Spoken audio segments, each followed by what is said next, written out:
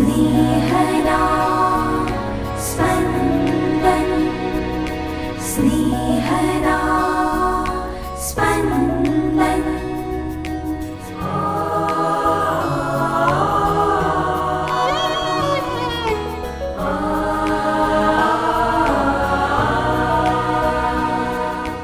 સામાન્ય કાળના 16મા અઠવાડિયાનો સોમવાર. ધર્મસભા આજે સંત અપોલિનારિસનું પર્વ ઉજવે છે, જે સતત ચમત્કારની જ આશા રાખે ને એમાં જ વિશ્વાસ રાખે એની શ્રદ્ધા છીછરી. રોજના જીવનમાં ચમત્કારોમાં ઈશ્વરની હાજરી ન વર્તાતી હોય અને હું નીતનવા પરચાની માંગણી કર્યા રાખું તો ગમે તેવો મોટો ચમત્કાર થાય તો પણ એ મારી શ્રદ્ધા દ્રઢ કરવાનો નથી. સાંભળીએ સંત માથિકૃત શુભ સંદેશ, અધ્યાય 12, કડી 38-42.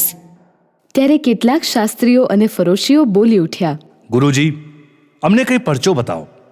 પણ ઈસુએ તેઓને જવાબ આપ્યો, દુષ્ટ અને નિષ્ઠાહીન પેઢી જ પરચાનો આગ્રહ રાખે છે, પણ પૈગંબર યોનાના પરચા સિવાય બીજો કોઈ પરચો તેને દેખાડવામાં નહીં આવે.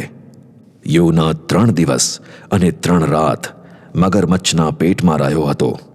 તે જ પ્રમાણે માનવ પુત્ર 3 દિવસ અને 3 રાત પૃથ્વીના પેટાળમાં રહેશે.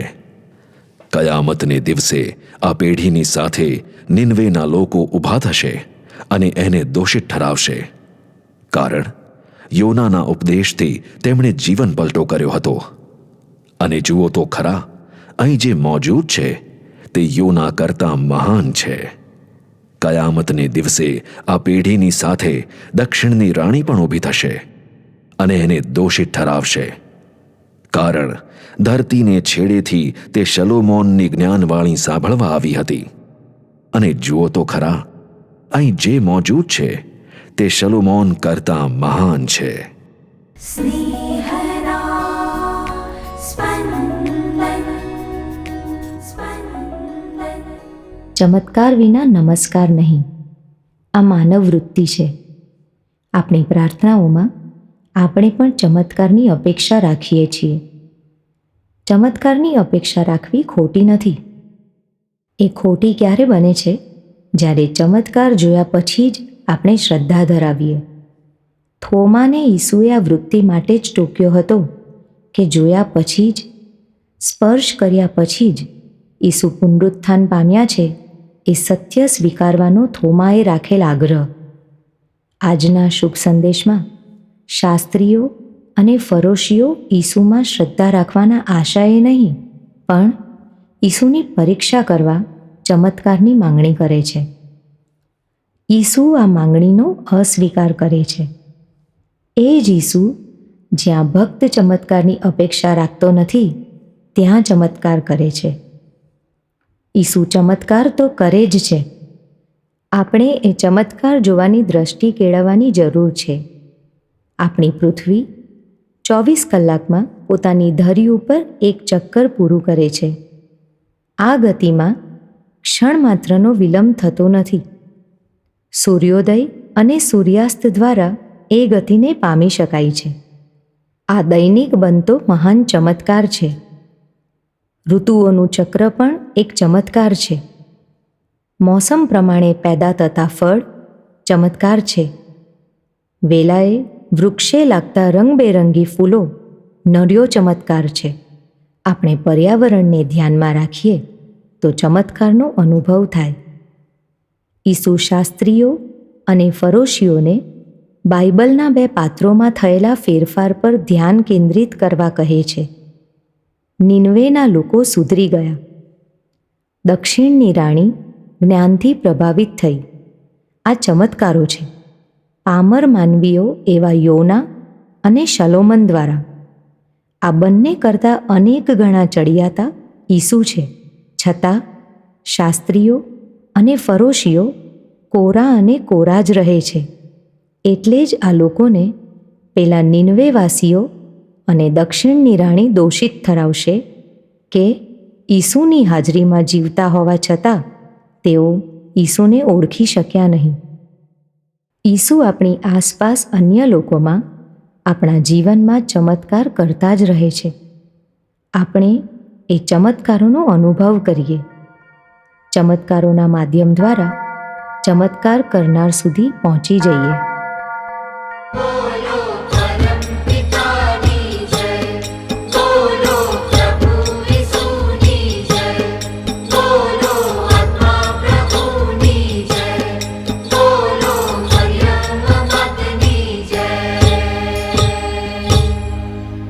નાજરેથ ગામને પાદરે દેવદૂત આવે ત્યાં દીધો સંદેશો નારને, દીધો સંદેશો નારને, તમે બનશો જગતની માં.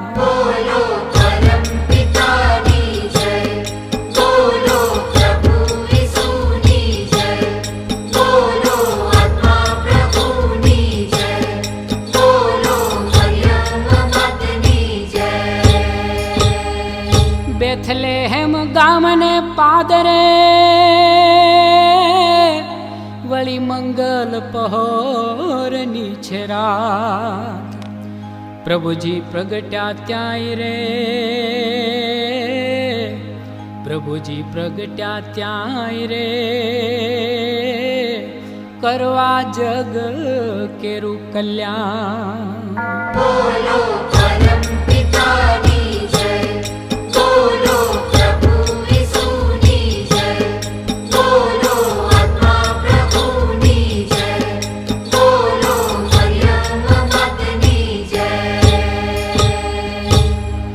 બાર વર્ષના ઈસુજી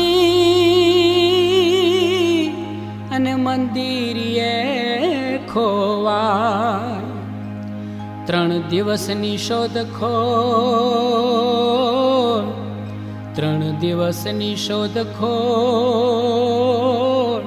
પછી મા બાપને મળી જાય.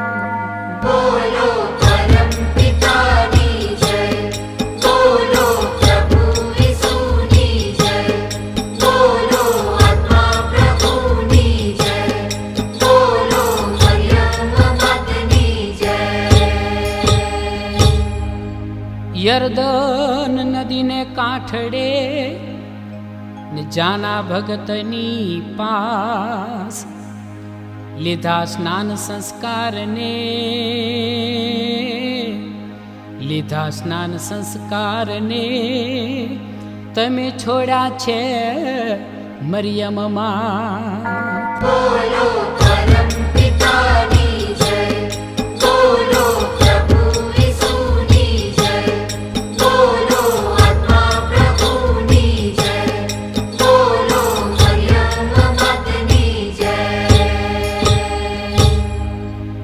ઉજ્જડ અરણ્ય પ્રદેશમાં આડરે હોમ્યા ત્યાં ચિત્રે જોડ્યું પ્રભુ સાથ રે, ચિત્રે જોડ્યું પ્રભુ સાથ રે, તમે એક રૂપ બન્યા તા ત્યાં.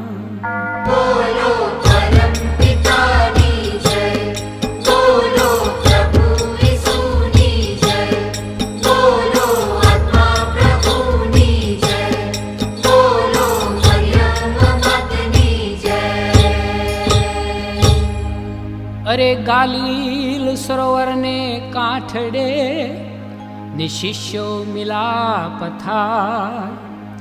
માતા પિતાને છોડીને, માતા પિતાને છોડીને એ તો પ્રભુની સંગે જા.